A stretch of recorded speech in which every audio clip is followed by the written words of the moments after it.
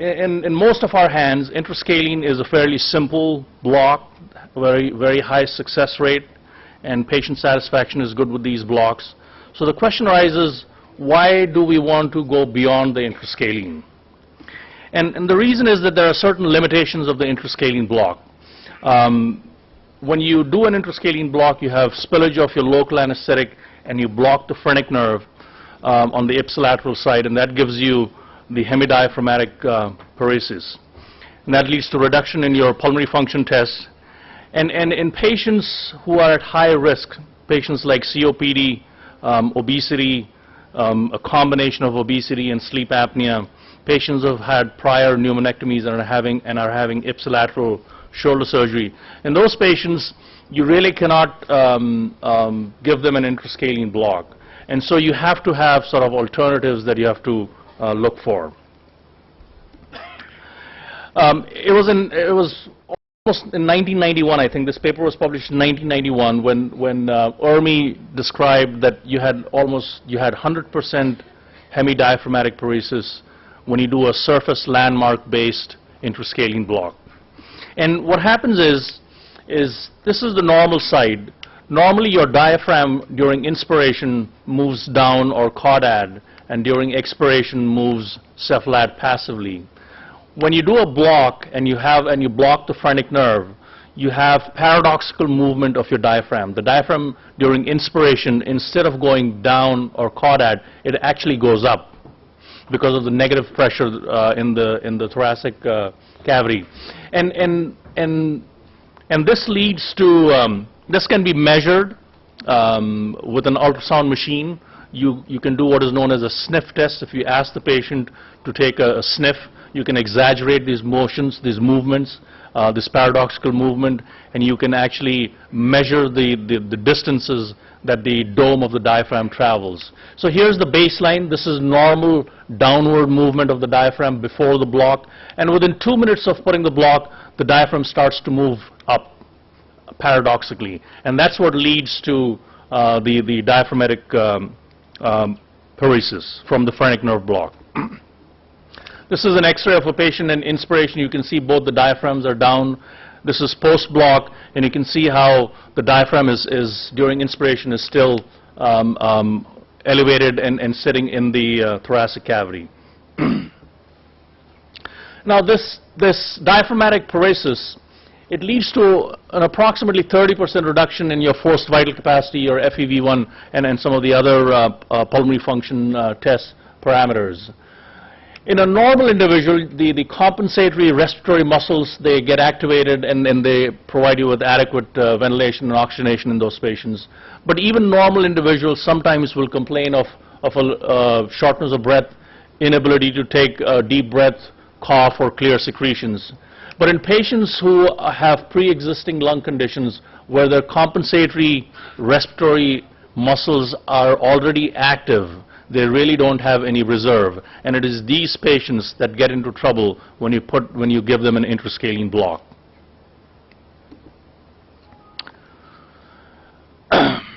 So, as I said, with surface landmark-based techniques that we saw demonstrated yesterday and day before, you have 100% Hemi-Diaphragmatic paresis. Attempts to try to prevent the phrenic nerve block with surface landmark-based techniques relied on digital pressure to try to prevent the cephalad spread of the local to get to the C3, C4 nerve roots from which the phrenic nerve arises, trying to use lower volumes, and they're used as low volumes as 20 cc's. But none of these attempts have really worked in trying to prevent the phrenic nerve block. So for all practical purposes, surface landmark-based techniques will give you it's a given you will get a phrenic nerve block. So in patients with pulmonary compromise, you have to be careful, and it is a contraindication for doing these blocks in these patients. With the advent of ultrasound guidance, we sort of thought that we had found a tool where we could actually visualize the nerves, the target nerves, and we could very precisely deposit low volumes of local anesthetic right around the nerves, and that would sort of prevent the spread of the local anesthetic to the phrenic nerve. We looked at it a couple of years ago. We published this paper in 2001 where we decreased the volume from the usual 20 cc's to 10 cc's. And what we found was that in 93% of the patients, we were not, the phrenic nerve was blocked.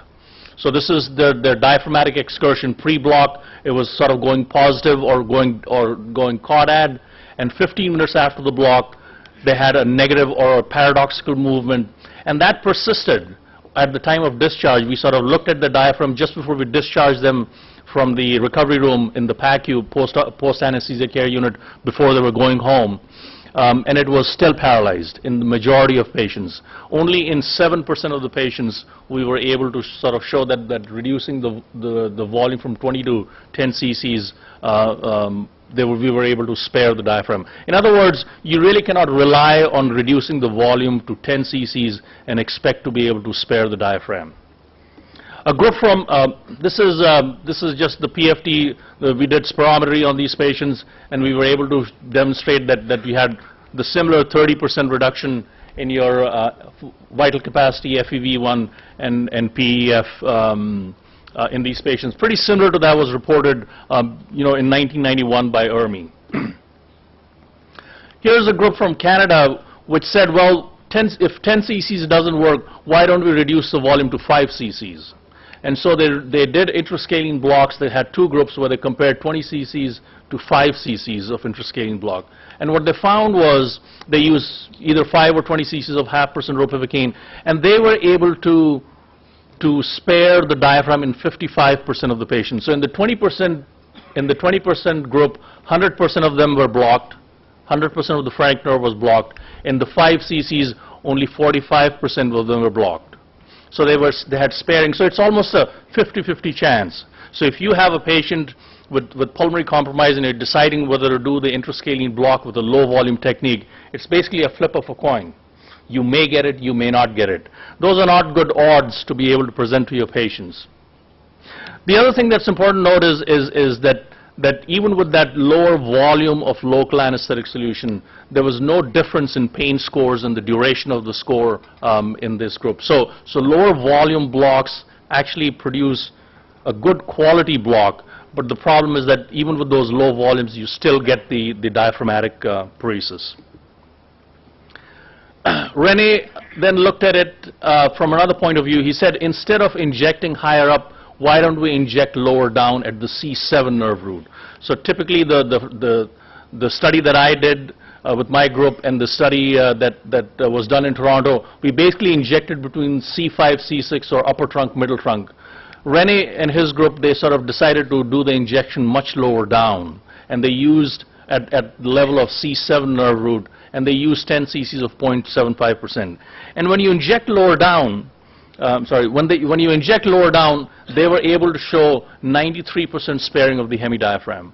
So this is a technique that has better odds. You have, let's say, an approximately 90% chance that you will not block the phrenic nerve if you properly identify the C7 nerve root and inject precise local anesthetic around it.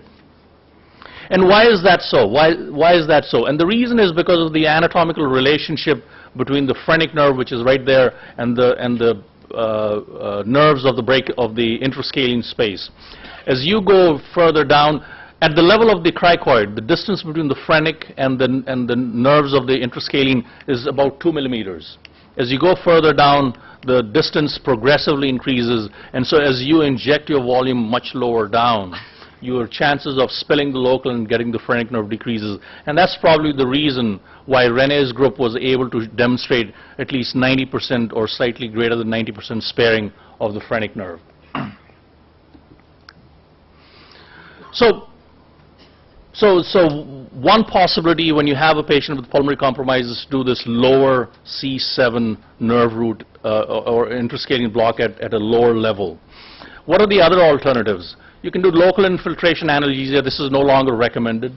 You can do interscalene blocks or modified or variations of interscalene block, a low interscalene or a supraclavicular block. You can also put in a continuous interscalene block. And then the major sort of block that we'll talk about is the suprascapular and the axillary nerve block.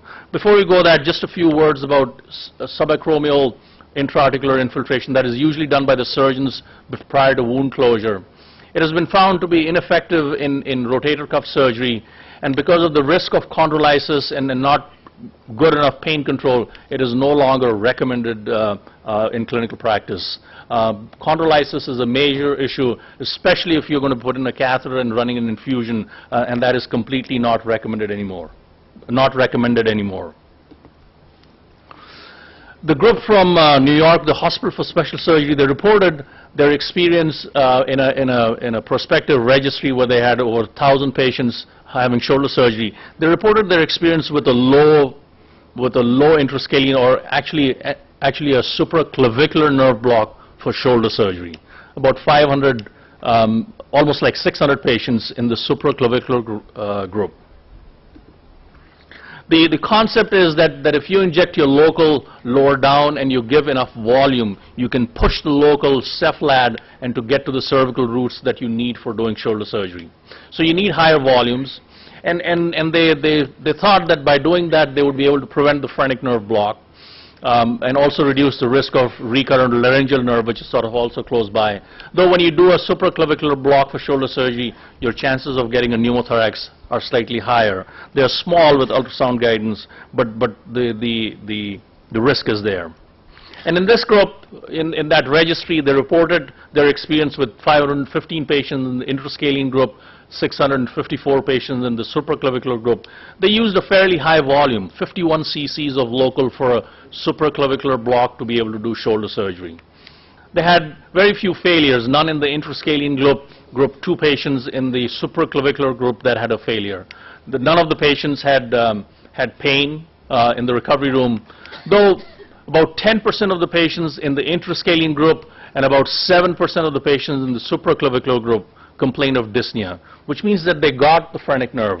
And that's probably because they use such high volumes of local anesthetic. Similarly, they had hoarseness, they got the recurrent laryngeal nerve in 6% of the patients in the supraclavicular group. Even though it was statistically lower, I think the odds are not good. You really don't want to have 6% of your patients being able to get hoarse if you're trying to do a sparing anesthetic technique. If you really want to avoid the supraclavicular, the phrenic nerve block while doing a supraclavicular block, you have to use much lower volumes of local anesthetic. This is the same group of Renes that used 20 cc's volume, and they were able to spare the phrenic nerve in all the patients. But the question is, will 20 cc's volume be enough to push the local up, higher up cephalad to get to the cervical roots for you to be able to do a shoulder surgery? And we don't know the answer to that. Somebody has to do that study and figure out what the volume, the effective volume is to be able to do a block in the supraclavicular area, get the shoulder surgery done, but spare the phrenic nerve. You can put in a continuous interscalene block. It offers you the flexibility. You can titrate your dose of local anesthetic. You can use short-acting local anesthetic agents, and if you need to, you can go ahead and extend the block if the patient tolerates your local anesthetic injections. But you have to be careful that if you start these patients on an infusion, there are 2 case studies, there are 2 reports or 2 case series where they said using ropivacaine at 0.2% at 6 cc's or 0.2% at 5 cc's with some PCA function. These patients at 24 hours, they all developed phrenic nerve block. So you have to be sort of careful in doing that. So let's move on to the suprascapular nerve. The suprascapular nerve comes out from the upper trunk of the brachial plexus, and it provides innervation to 70% of the joint capsule. It provides innervation to the AC joint, the CC joint. And when you combine the suprascapular nerve with the axillary nerve block, which is the posterior humeral axillary nerve block, you have much better analgesia for these patients. Oh, okay. Well, this is a study that looked at 50 patients, compared suprascapular to placebo, and what they found was that the pain scores were lower on rest and movement, and there was reduction in opioid requirements in the hospital as well as at home. I'm just going to skip because of time, and we'll sort of move forward. I'm going to skip the studies that compare the interscalene to suprascapular and actually just take you to a video just to show you. This is, if you peel all the nerves, the suprascapular nerve is the nerve right here that you want to block, and the axillary nerve is the axillary nerve over here that sort of arises from the posterior cord of the brachial plexus, wraps around, enters the back part of the shoulder through the quadrilateral space, and then wraps around and provides innervation to the shoulder joint. So, normal prep and drape.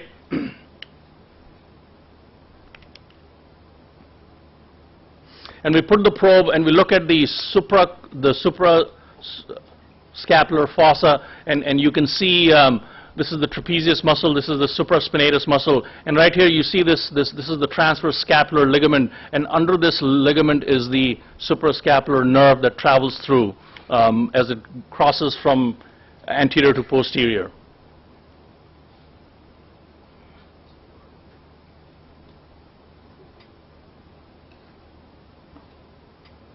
So deep infiltration, skin infiltration.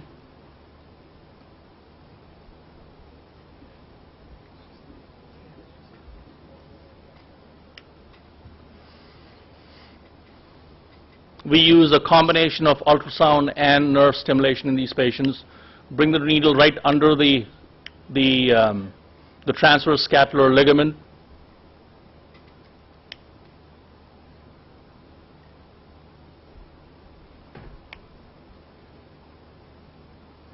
And once we are in the right spot, we sort of turn on our nerve stimulator, and as you minor adjustments, and you start seeing the twitches of the infraspinatus muscle, which is actually supplied by the suprascapular nerve, and that's the twitch that you want to accept. You should be able to twitch the infraspinatus muscle. If you look at the shoulder, you have this external rotation of the shoulder because you're twitching the supraspinatus and the infraspinatus muscle.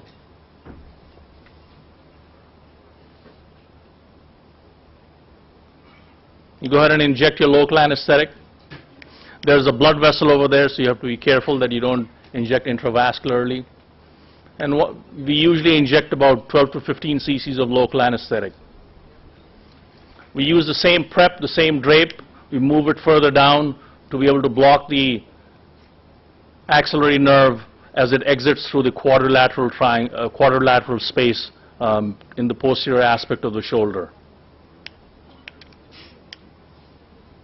Again, good skin infiltration.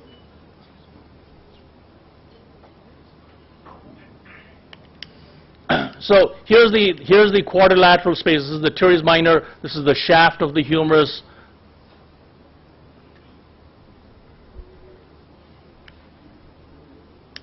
So again, here's the quadrilateral triangle with the posterior humeral circumflex artery, and the nerve is sitting right there. This is the teres minor, this is the shaft of the humerus, this is deltoid, and as we bring our needle into the quadrilateral space, you see the twitching of the deltoid muscle, and that's the muscle twitch that we accept. And you go ahead and inject your local anesthetic solution, again about 12 to 15 cc's of 0.5% ropivacaine or marcaine.